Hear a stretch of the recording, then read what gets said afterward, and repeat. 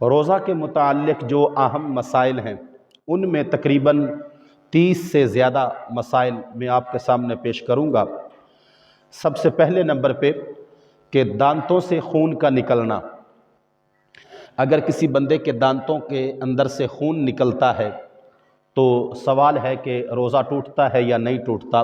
یاد رکھیں، اگر دانتوں سے اتنا خون نکلتا ہے کہ وہ بندے کے منہ کے اندر جو تھوک ہے اس سے زیادہ ہے اور پھر وہ نکل کر حلق میں چلا جاتا ہے تو اس سے روزہ ٹوٹ جاتا ہے۔ لیکن اگر تھوڑا بہتا خون سمتا ہے، اور عمومی طور پہ یہی ہے کہ اتنی مقدار میں خون نہیں نکلتا کہ وہ تھوک پر غالب آ جائے، بلکہ تھوک سے کم ہی ہوتا ہے، تو اس سے روزہ نہیں ٹوٹتا۔ دوسرے نمبر پہ مسوڑوں کے اندر اگر مسوڑے پھول جائیں اور ان کے اندر ریشہ ہو، پیپ ہو، تو کیا روزہ ٹوٹتا ہے یا نہیں ٹوٹتا؟ اس کا بھی وہی جواب ہے کہ اگر اتنا ریشہ یا پیپ مسوڑوں سے نکلتا ہے کہ وہ تھوک سے کم ہے تو روزہ نہیں ٹوٹتا۔ اور یہاں پہ اس بات کو بھی ذہن میں رکھیں کہ افطاری کے وقت روزہ جلدی افطار کرنا اس کا حکم تو ہے، لیکن اتنی جلدی نہیں کہ سورج کے غروب ہونے کا مکمل یقین نہ ہو جائے۔ غروب آفتاب ہونا ضروری ہے، اور غروب آفتاب جب ہو جائے تو اس کے بعد تاخیر نہیں کرنی۔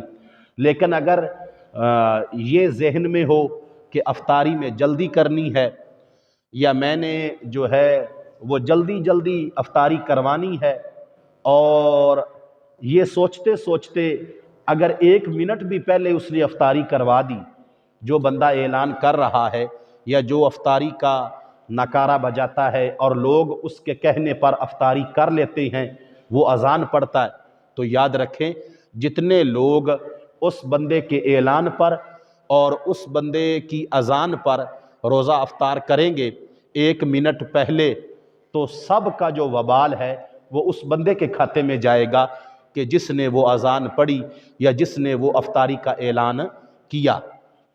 تو اس لیے اعلان کرنے والا بڑی احتیاط سے کام لے اور کامل یقین اس کو ہو جائے کہ سورج غروب ہو چکا ہے، اور پھر وہ افطاری کروائے۔ لیکن اگر جان بوجھ کر یا ضد کی وجہ سے اس نے ایسے کیا کہ فلاں کی اذان سے پہلے میری اذان ہونی چاہیے اور فلاں اذان نہ شروع کر دے تو میں کیوں نہ اس کے مقابلے میں جاؤں، تو بات مقابلے کی نہیں ہے، بات شریعت کی ہے اور کثیر تعداد میں لوگوں کے فرض روزے کی ہے کہ اگر تم نے اپنی ضد اور اپنے کسی معاملے کی وجہ سے یا لا علمی کی وجہ سے پہلے اعلان کر دیا اور لوگوں نے تمہارے اعلان پر روزہ افطار کر لیا، تو جتنے لوگوں نے پہلے روزہ افطار کیا ان کا تو روزہ ہو جائے گا، لیکن چونکہ انہوں نے تیرے اعلان پر کیا ہے تو سارے کا سارا وبال جو ہے وہ اس بندے کے کھاتے میں جائے گا کہ جس نے وقت سے پہلے روزہ افطار کروا دیا۔ نمبر 4، اگر آنکھوں سے آنسو نکلے اور وہ آنسو منہ میں چلا جائے اور بندہ اس کو پی جائے، اب سوال ہے کہ روزہ ٹوٹا یا نہ ٹوٹا۔ یاد رکھیں، اگر آنکھوں سے آنسو جو نکلے ہیں اور منہ میں چلے گئے ہیں 1-2 قطرہ ہے، یعنی کہ آنسو کی بڑی قلیل تھوڑی مقدار ہے اور وہ حلق میں چلی گئی منہ کے اندر سے، تو روزہ نہیں ٹوٹا۔ لیکن اگر 1-2 قطروں سے زیادہ آنسوؤں کی مقدار ہے تو ان آنسوؤں کو پی جانے سے روزہ ٹوٹ جائے گا۔ نمبر 5، اگر بندہ کلی کرے اور کلی کرنے کے بعد بندے کے منہ میں ٹھنڈک محسوس ہوتی ہے، یعنی کہ تھوڑی سی تری رہ جاتی ہے، نمی رہ جاتی ہے، بات سمجھ آ رہی نا؟ تو وہ نمی اگر تھوک کے ساتھ مکس ہو کے گلے تک چلی جائے، حلق تک، اور بندے کے حلق کو بھی عام روٹین سے ہٹ کے ٹھنڈک محسوس ہو، سوال ہے کہ روزہ ٹوٹا یا نہ ٹوٹا۔ یاد رکھیں اس طرح روزہ نہیں ٹوٹتا۔ آپ نے اچھے طریقے سے کلی کر لی اور وضو کر کے آپ فری ہو گئے یا غسل کر کے آپ فری ہو گئے، اگرچہ حلق میں ٹھنڈک محسوس ہوتی رہی نہانے کی، کیونکہ تالو میں پانی گرتا ہے اور تالو میں پانی گرنے سے بندے کے حلق میں ٹھنڈک محسوس ہوتی ہے، تو اس طرح روزہ نہیں ٹوٹتا۔ لیکن احتیاط پتہ ہی کیا ہے؟ احتیاط یہ ہے کہ سارا غسل کرنے کے بعد اور سارا وضو کرنے کے بعد وہ جو نمی ہے اس کو اچھے طریقے سے اکٹھا کر کے ایک مرتبہ پھر تھوک دیا جائے۔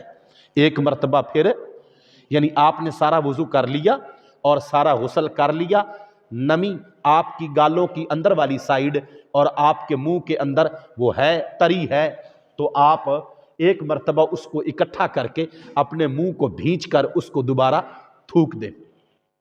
البتہ اس سے روزہ نہیں ٹوٹتا۔ مسئلہ نمبر 6، مسواک اور ٹوتھ پیسٹ، کیا اس سے روزہ ٹوٹتا ہے یا نہیں ٹوٹتا؟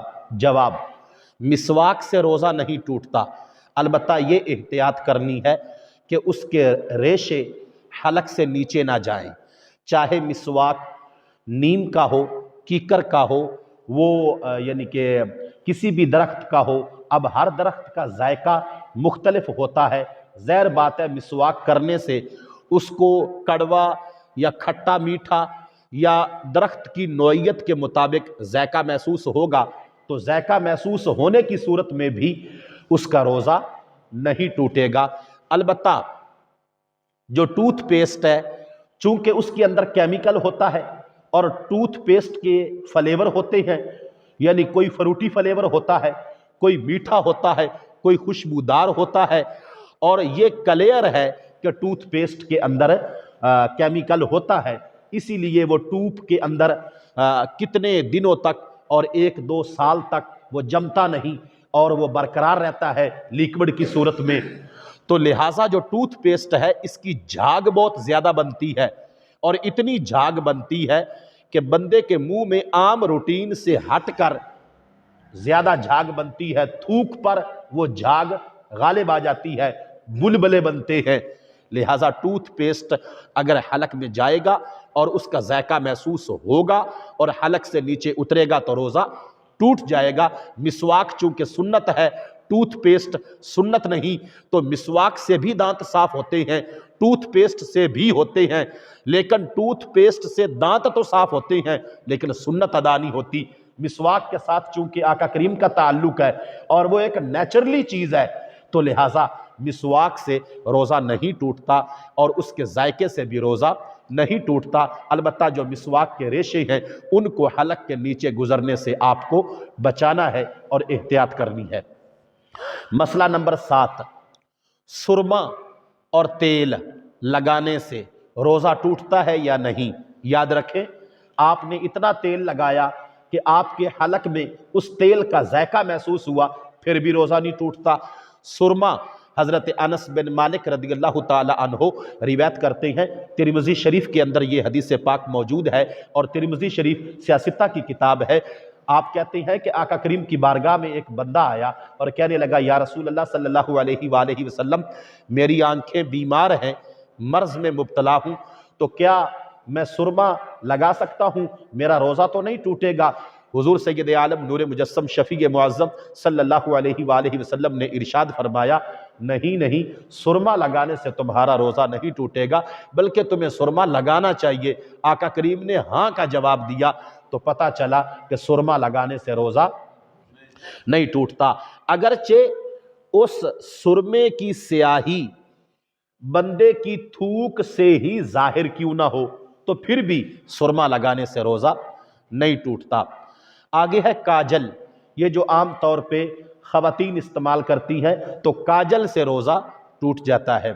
یعنی اگر کاجل اتنا لگایا آنکھوں میں کہ وہ آنکھوں کے ذریعے سے حلق میں چلا گیا اور اس کا ذائقہ محسوس ہوا اور پھر وہ تھوک کے اندر بھی محسوس ہوا، تو کاجل کا حکم اور ہے، سرمے کا حکم اور ہے۔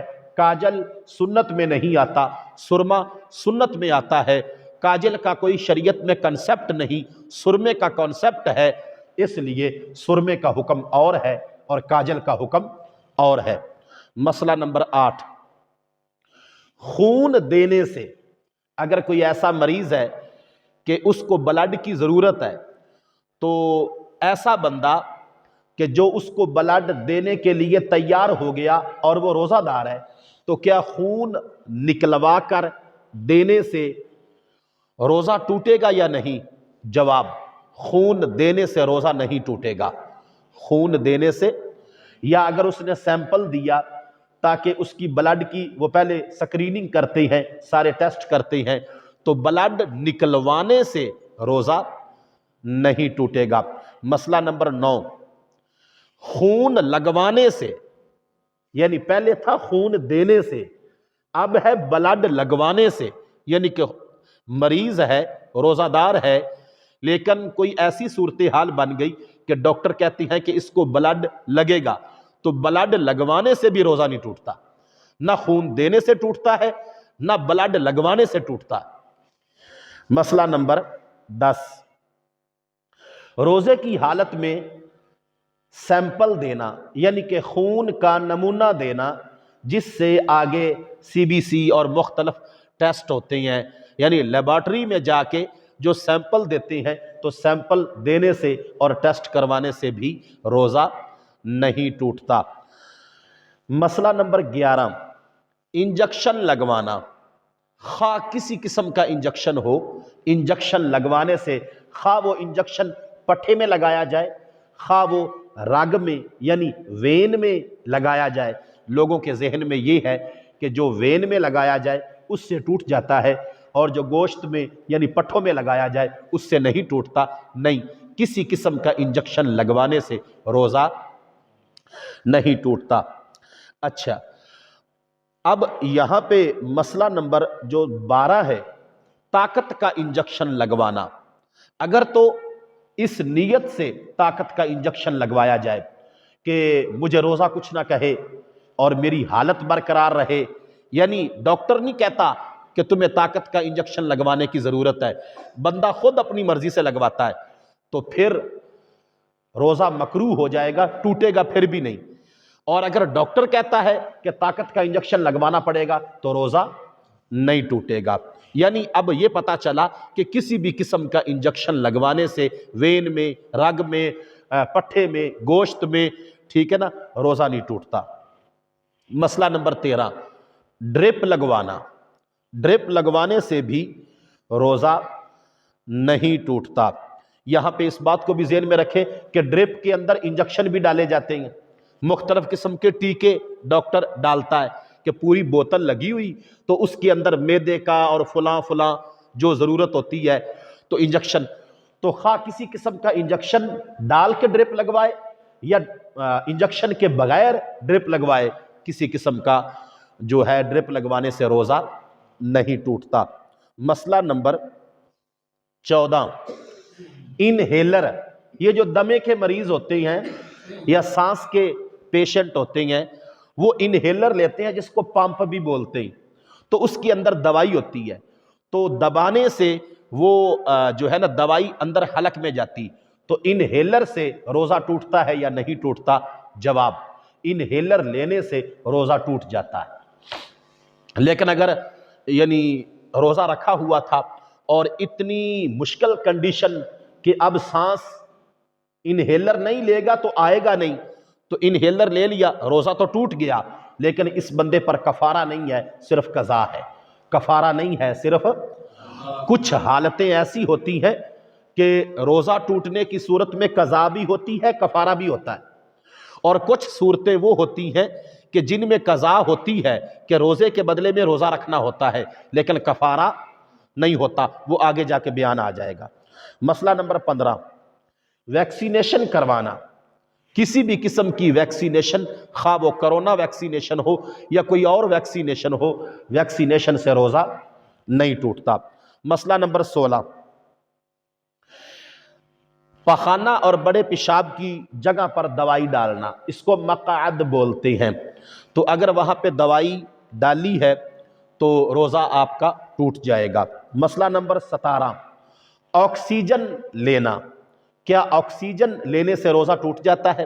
یاد رکھیں، مصنوعی طریقے سے جو سانس دیا جاتا ہے یا سانس لیا جاتا ہے اس کو آکسیجن کہتے ہیں۔ اگر آکسیجن کے ساتھ دوائی ملی ہوئی ہے تو روزہ ٹوٹ جائے گا۔ اگر اکیلی سمپل آکسیجن ہے سانس لینے کے لیے تو روزہ نہیں ٹوٹے گا۔ مسئلہ نمبر 18، آئی ڈراپس یعنی آنکھوں کے قطرے، کیا ان سے روزہ ٹوٹ جائے گا؟ بالکل، آئی ڈراپس آنکھوں میں جو دوائی ڈالنے والی ہوتی ہے اس سے روزہ ٹوٹ جاتا ہے۔ مسئلہ نمبر 19، کان میں دوائی ڈالنا، اس کے دو حکم ہیں۔ اگر پردہ پھٹا ہوا ہے تو روزہ ٹوٹ جائے گا، اگر پردہ پھٹا ہوا نہیں ہے تو روزہ کان میں دوائی ڈالنے سے نہیں ٹوٹے گا۔ سمجھ آ گئی؟ اگر پردہ کان کا پھٹا ہوا ہے، آپ نے دوائی ڈالی تو روزہ ٹوٹ گیا، اگر پردہ پھٹا ہوا نہیں، پردہ سلامت ہے تو روزہ۔ مسئلہ نمبر 20، احتلام، احتلام سے روزہ نہیں ٹوٹے گا۔ مسئلہ نمبر 21، حجامہ کروانا، یہ جو پچھنے لگوانا ہوتا ہے، کٹ لگوا کے گندا خون نکالتے ہیں، حجامہ اس کو بولتے ہیں، پچھنے لگوانا بھی کہتے ہیں۔ تو یہ سنت بھی ہے، بیماریوں سے شفا کا ایک طریقہ ہے کہ آنتڑیوں سے فاسد اور گندا خون نکالا جاتا ہے، اس سے روزہ نہیں ٹوٹتا۔ مسئلہ نمبر 22، حیض اور نفاس، جیسے ہی حیض آئے گا، حالت روزہ میں ہے عورت تو حیض آنے سے روزہ ٹوٹ جائے گا، لیکن اس کا کفارہ نہیں ہے، البتہ قضا ہے۔ مسئلہ نمبر 23، سگریٹ، تمباکو نوشی اور نسوار، ان تینوں چیزوں سے روزہ ٹوٹ جائے گا، ان تینوں چیزوں سے۔ مسئلہ نمبر 24، بام، یہ ہونٹوں پہ لگانے کے لیے ہوتا ہے، تو یہ جو بام ہوتا ہے اس سے روزہ نہیں ٹوٹے گا۔ مسئلہ نمبر 25، انسولین، یہ جو شوگر کے پیشنٹ ہوتے ہیں ان کو انسولین انجیکشن کی صورت میں لگانی پڑتی ہے، تو کئی لوگوں کے ذہن میں یہ ہے کہ انسولین لگوانے سے روزہ ٹوٹ جاتا ہے، حالانکہ انسولین سے روزہ نہیں ٹوٹتا۔ لپسٹک، یہ جو خواتین ہونٹوں پہ لگاتی ہیں اس سے روزہ نہیں ٹوٹتا، البتہ احتیاط کرنی چاہیے کیونکہ وہ زبان کے ذریعے اندر حلق میں جا سکتا ہے، لیکن روزہ اس سے نہیں ٹوٹتا۔ مسئلہ نمبر 27، ناک میں کوئی دوائی ڈالنے سے روزہ ٹوٹے گا یا نہیں؟ ٹوٹ جائے گا۔ مسئلہ نمبر 28، خود بخود بندے کی کوشش نہیں، بندہ چاہتا نہیں، اس کا ارادہ نہیں، خود بخود قدرتی طور پہ قے آ گئی تو روزہ نہیں ٹوٹے گا، لیکن اگر کوشش کر کے، جان بوجھ کر، ارادتاً گلے میں انگلی ڈال کے یا زور لگا کے اس نے الٹی کی، قے آ گئی، وامٹن، تو اس سے روزہ ٹوٹ جائے گا۔ یہاں تک تو تھے 28 مسائل جو کہ عام فہم طریقے سے بندے کے ذہن میں سوال آتا رہتا ہے۔ اس کے ساتھ یاد رکھیں کہ روزہ رکھتے وقت جو بندہ نیت کرتا ہے اس کے کچھ احکام سن لیں جو آپ کو زندگی بھر فائدہ دیں گے اور آپ کے علم میں بھی اضافہ ہوگا۔ اگر کسی بندے نے سحری کھاتے وقت یہ ارادہ کیا کہ اگر دعوت ہوئی تو پھر میرا روزہ ہے، اور اگر دعوت نہ ہوئی تو میرا روزہ، تو ایسے بندے کے روزے کا کوئی یقین نہیں، بلکہ اس نے دین کے ساتھ مذاق کیا، تو ایسے بندے کی روزے کی نیت کا کوئی اعتبار ہے کہ دعوت ہے تو روزہ ہے، دعوت نہیں ہے تو روزہ نہیں ہے، یا یہ ذہن میں ہو کہ اگر دعوت نہیں ہوگی تو میں روزہ دار ہوں اور اگر دعوت ہوگی تو میں روزہ دار نہیں ہوں، تو یہ مذاق ہے۔ اس کا مطلب ہے کہ اس بندے کا کھانے پینے کے اعتبار سے جو ہے نا وہ شیڈول بنتا ہے اور عبادت کا دل کرتا ہے، اور اللہ پر توکل اور عبادت کی غرض سے وہ بندہ نیت نہیں کر رہا۔ یہاں پہ اس بات کو بھی ذہن میں رکھیں، اگر رمضان کے دنوں میں نیت کے بغیر بندہ بھوکا پیاسا رہتا ہے تو اس کو بھوکا پیاسا رہنا کہیں گے، اس کو روزہ، یعنی کہ نیت ضروری ہے۔